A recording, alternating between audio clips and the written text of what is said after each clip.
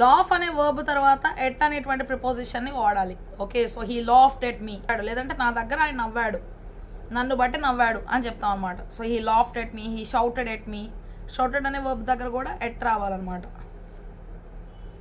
I'm good at maths, subjects గురించి చెప్పేటప్పుడు.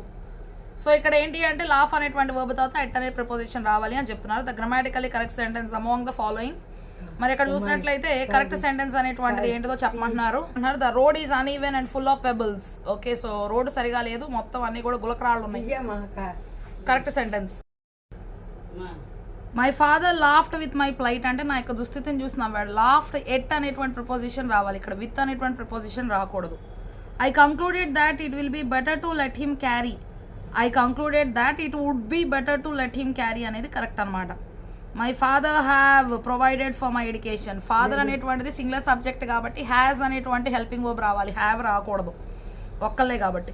First option is correct. The road is uneven and full of pebbles. Road అనేటువంటి సరిగా లేదు, ఎత్తు పల్లాలుగా ఉంది, ఇంకా గులకరాళ్ళు అనేవి ఉన్నాయి అని చెప్పేటువంటి సెంటెన్స్ కరెక్ట్ అనమాట. In second option my father laughed at my plight అనేది కరెక్ట్. నా దుస్థితిని చూసి నవ్వాడు, దుస్థితిని బట్టి నవ్వాడు అనేటువంటిది కరెక్ట్.